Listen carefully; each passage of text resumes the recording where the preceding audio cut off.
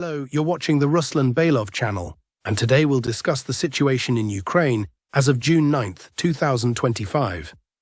A lot has happened today, so let's get started.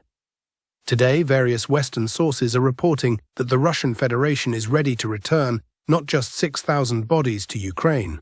The 6,000 bodies are something like a trial batch, intended to gauge public reaction and the response from Kiev, Zelensky, and the West to the return of such a large number of dead Ukrainian soldiers.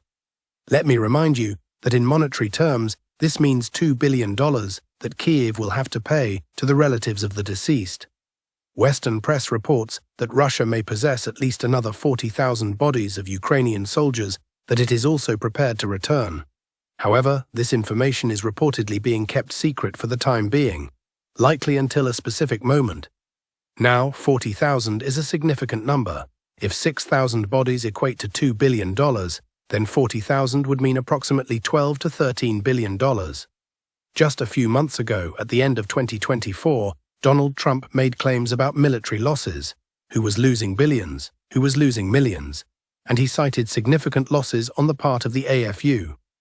Zelensky responded to those numbers by stating that Ukraine had lost a total of 42,000 soldiers since the beginning of the special military operation. So if the information about Russia holding 40,000 bodies is confirmed, this would mean that almost all of Ukraine's losses are in Russia's hands. This could lead to absolutely unpredictable consequences within Ukrainian society.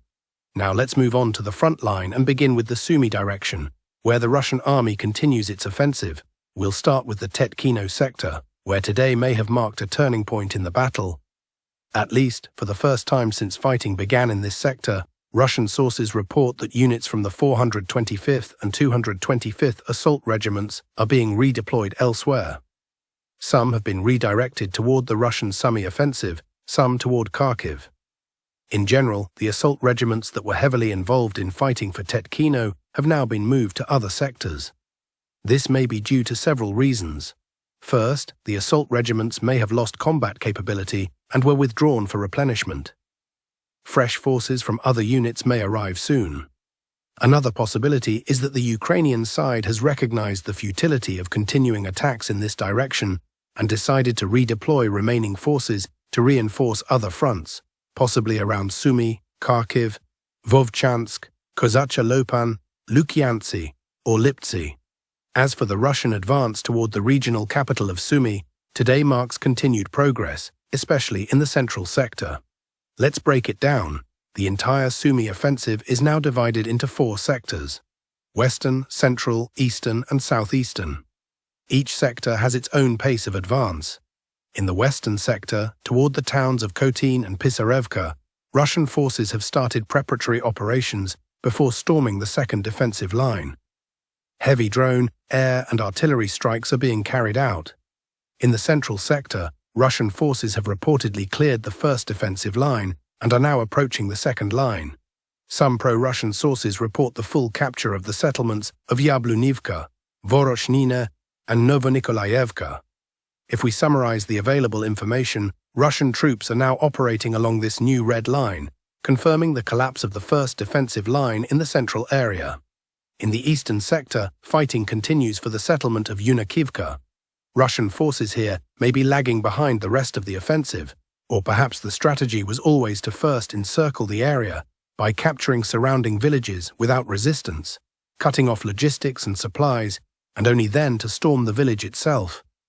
Offensive momentum in this area is increasing. It seems Ukrainian forces attempted counterattacks in nearby forested areas along the border, trying to regain control or send reinforcements. But all routes into these forest belts are now under Russian fire control. As a result, the Ukrainian counterattacks failed. So, in the western, central, eastern, and southeastern sectors, if the goal was to gain full control over the first defensive line, that objective is now about 60 to 70% complete. With the likely fall of Yunakivka soon, the first defensive line will be fully breached, and battles for the second line will begin. Now we move to the Kharkiv front. No major changes here. Strikes on the city of Kharkiv are reported, but there is no significant activity along the line of contact. The same goes for the Kupansk front. Despite heavy fighting over the weekend in the northern and southern directions near Lyman, No new updates have emerged in the past 24 hours. Russian forces are storming Ukrainian positions using FPV drones. There's ongoing round-the-clock targeting of Ukrainian FPV drone operators. But starting from the Siversk front, the situation changes drastically. Today, neutral map sources, especially Western cartographers, report Russian advances south of the settlement of Kryhorivka. Reportedly, during the second half of May and early June, Russian forces took control of the forest belts and wooded areas around Yizhin and Kryhorivka. If we compare maps, we see that as of June 8th, these areas were under Ukrainian control. As of June 9th, the forested areas have shifted to Russian control. This significantly reduces the distance between Russian troops and both the southern part of Kryhorivka and the southeastern outskirts of Serebryanka. A temporary lull and regrouping is expected here. Future movements will likely occur around Novoselivka. There are step-by-step advances in various sectors, with maps updated once a week. Though the progress may seem minor, it accumulates over time and increases pressure on AFU positions. Now let's move to the Kostiantynivka front, where there's a lot of interesting news. Starting with the Chasiv Yar sector, sources close to the ground report that the settlement of Stupochki has been fully cleared. The Russian Ministry of Defense had already declared this some weeks, or even months ago, but no visual evidence was available then. Today, a photograph emerged showing a half-destroyed building with a Russian flag raised on top. The building was geolocated, confirming the full control of the area. Ukrainian counterattacks were repelled, and the situation there has stabilized. Now we move to the Kupansk sector, where the pace of developments is very high. Here we're beginning to see emerging offensive plans by Russian forces. On the eastern flank, around Donetsk, forming a line from Donetsk through Kupansk and further north toward Kostiantynivka, Ukrainian sources published footage of FPV drone strikes on Russian positions near Nelipivka, particularly in the southeastern part of the village. The video, about 1 minute long, features many geolocations and scenes, 2 of which were confirmed and geolocated. Based on these, maps were updated. This is how the front looked as of June 8, 2025. Today, based on objective control footage, we're updating the map. More precisely, we can see that the Russian side has taken control of this company-level strongpoint, the one located between 2 tree lines. It appears that Russian units have managed to establish a foothold there. Overall, a very interesting situation is unfolding, with the Russian army approaching a key section of the front. This includes the settlement of Kupansk, the Kupansk railway station, the northern part of the town of Sherbinovka, and the town of Nelipovka itself, along with surrounding strongpoints. We are now talking about this particular segment, a critical area in the overall battle for the town of Konstantinovka. Based on the latest geolocations we've received, it appears that the Russian army is now trying to bypass the network of Ukrainian armed forces, strongpoints between Donetsk and Nelipovka, both from the north and the south. This is the general maneuver currently underway. The main goal of this maneuver is to take control of these territories.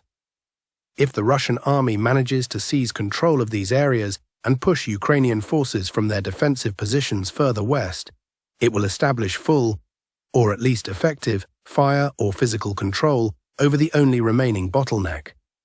As we can observe, the distance across this bottleneck is just 1 kilometer and 530 meters. Ukrainian units, including those from Separate Corps and the 12th Brigade, will then have to rely on this narrow corridor for supplies, evacuation, and troop rotation. In effect, several settlements currently hosting Ukrainian forces, Kupansk, Katerinovka, Shcherbinovka, and Novospaska, would become fully dependent on this corridor. In other words, all of these areas in this pocket could soon fall into operational encirclement, or potentially even full encirclement and a cauldron. However, to fully close this pocket and create a cauldron, Russian forces must first complete the battle for the central western directions in this sector, specifically toward the Kupansk reservoir. Yet, based on the latest geolocations and target corrections received over the past 24 hours, it seems that the Russian army is already very close to completing this task. Let's start with the most interesting geolocation and footage. This comes from the south of Alexandro-Kalenovo. As a reminder, over the past several days, We've repeatedly discussed reports from pro-Russian sources about Russian motorized infantry breaking through to the south of Alexandro-Kalenovo using motorcycles. Until now, we hadn't seen any footage. It was just word of mouth. But we said these visuals should appear soon. That day has come. Footage has been published by the Ukrainian side. Here's the moment. We see at least 2 Russian motorcyclists moving toward Alexandro-Kalenovo. They enter the settlement and keep moving forward. Looking at the map, we can see they moved along this road into Alexandro-Kalenovo, continuing despite shelling from Ukrainian artillery, drones and mortars. It's hard to say whether Russian forces have established a firm position there. This push toward Alexandro-Kalenovo reminds me of a previous Russian assault several months ago from Donetsk, along the road, bypassing a mine, toward Nelipovka. You'll remember that operation. The Russian forces broke through and held Nelipovka for a few days.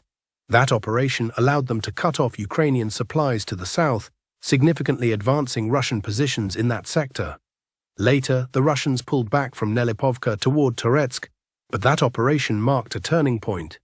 A similar situation may now be unfolding at Alexandro-Kalenovo. We're not coloring the map yet because it's clearly a raid and a forward deployment. A few squads, troops, or airborne units landed on the southern edge of Alexandro-Kalenovo, trying to hold a circular defense and maintain a foothold until main forces arrive from Zarya to the north. So we likely have a situation where Ukrainian troops still hold parts south of Alexandro-Kalenovo, but some Russian troops have entered the settlement from the south. To repeat, they've set up a circular defense, holding it while the main Russian units try to push in from Zarya. Ukrainian units in the fields have been left without supplies or support, in a kind of artificial semi-encirclement. Of course, Russian troops won't be able to hold this defense for long. There will be issues with supplies, wounded evacuation, and so on. But even 1 to 2 days might be enough to break the Ukrainian defense between Alexandro-Kalenovo's south and Zarya's north. And that's likely what's happening now. Within a few days, this whole area may end up under Russian control. We've updated the map accordingly, showing a small Russian-controlled pocket in Alexandro-Kalenovo's south, while the territory further south remains grey, contested, until more information, geolocation, or an official Russian MOD statement arrives. Meanwhile, other mapmakers have already updated their maps more boldly, colouring everything up to Alexandro-Kalenovo, declaring it cleared and controlled by Russian forces.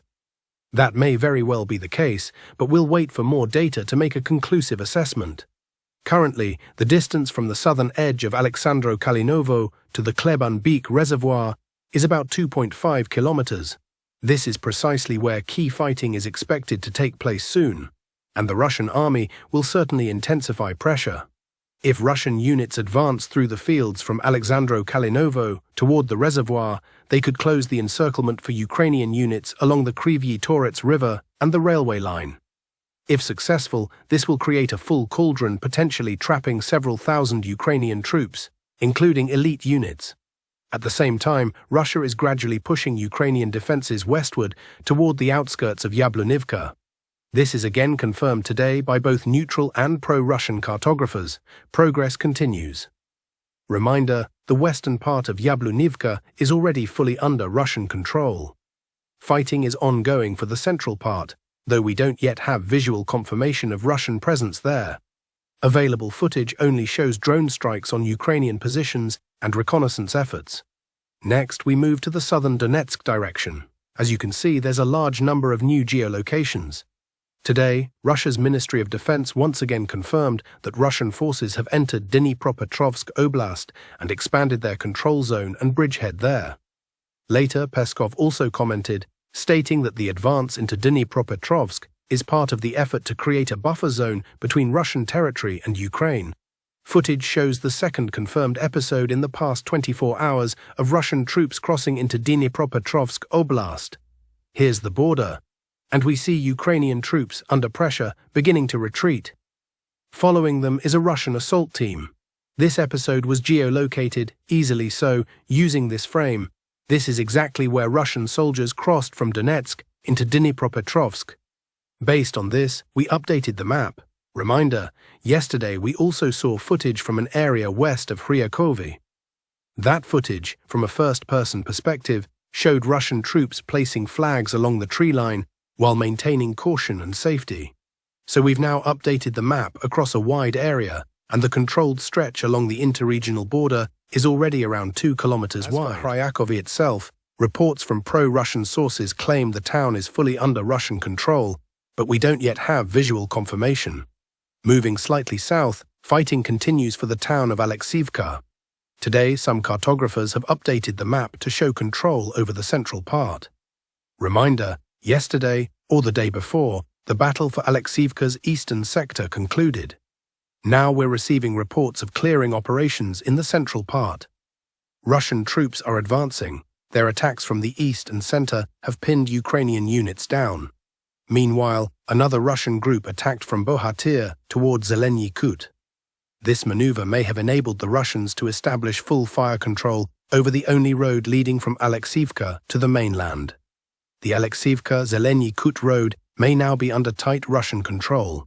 Given the current pace, it's likely the battle for Alexivka will soon be over. Fighting also continues for Komar. Today we've received a lot of updates, including information that Komar is being flanked from the south, southeast, and southwest. Russian units are attempting to encircle Komar from multiple directions. A breakthrough here seems imminent. A notable update today, confirmed by pro-Russian sources, is that the only bridge connecting Komar's eastern and western parts across the Mokry-Yaly River has been blown up by the Ukrainian side. The video was published by Russian sources, who claimed that as it became clear Ukrainian forces couldn't hold Komar, they blew up all the crossings and bridges. But they did so while Ukrainian troops were still in the central and southeastern parts of Komar, meaning those units are now cut off. Heavy equipment can't be evacuated.